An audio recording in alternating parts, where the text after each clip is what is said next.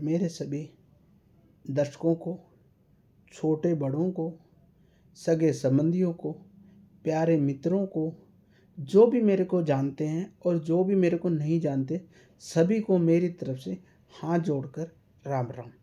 आज मैं आपको मेरी इस वीडियो के माध्यम से राम राम के बारे में, उसके करने के क्या परिणाम पीछे निकलते हैं, उसके बारे में मैं आज आपको बताऊंगा।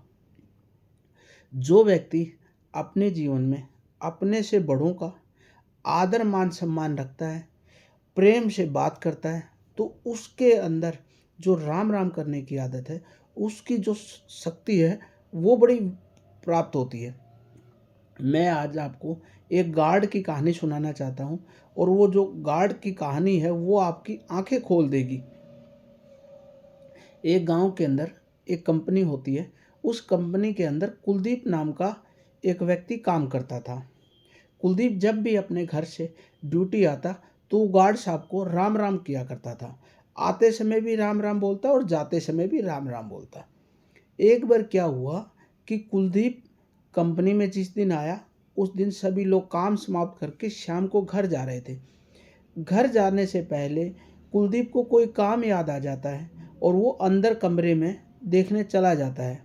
जैसे वो कमरे के अंदर जाता है तो और जो मज़दूर वहाँ कंपनी में काम कर रहे थे, उन्होंने सोचा कुलदीप बाहर जा चुका है, तो वो कुलदीप को देखने के लिए देखे बिना ही कंपनी का गेट बंद करके और गार्ड साहब को चाबी देके अपने घर चले जाते हैं। जब कुलदीप उस कमरे से बाहर आता है तो देखता है कि कंपनी का तो गेट बंद हो चुका है।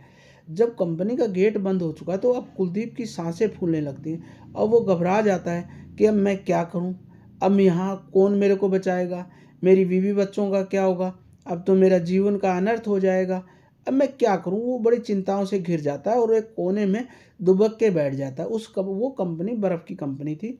उसमें जैसे जैसे बर्फ़ बनती है वहाँ पर ठंडक ज़्यादा रहती है और वो ठंडक थी भी ज़्यादा उस दिन। तो वो कंपनी में धीरे धीरे धीरे कोने में बैठ गया। लेकिन जैसे ही गार्ड को ये महसूस हुआ कि कुलदीप जाते समय तो राम राम करके गया है, लेकिन वापस शायद आज नहीं आया है, तो क्यों न कुलदीप को देख लिया जाए। क्योंकि वापस की राम राम कुलदीप ने की नहीं थी। कुलदीप की एक आदत थी, जाते समय राम राम करना और आते समय राम राम करना।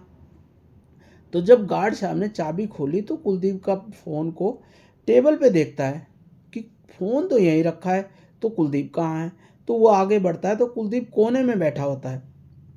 कुलदीप को उठा के वहाँ से लाता है, हीटर के पास लेके जाता है, उसके हाथ सेकता है। जब हाथ सेकने के बाद कुलदीप के होश आता है तो कुलदीप कहता है कि गार्ड साहब आज आपने मेरे को बचा लिया। तो गार्ड साहब कहते हैं मैंने आपको नहीं बचाया, आपको सिर्फ आपके दो हाथ जोड़ने वाले राम राम ने बचाया। तो वो कहता है नहीं, मेरे को राम राम ने नहीं बचाया, आप मेरे राम हो, आप मेरे भगवान हो।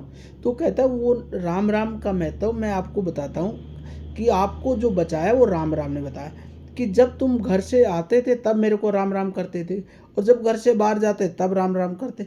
आजकल की इस भाग दौड़ की दुनिया में छोटे आदमी से कौन बोलता है, सब आते हैं चले जाते हैं, कोई किसी को नहीं कहता। लेकिन तुम्हारे अंदर जो शिष्टाचार है उसके तहत आज तुमने मेरे को जाते समय भी राम राम बोलते थे, आते समय भी राम राम बोलते थे।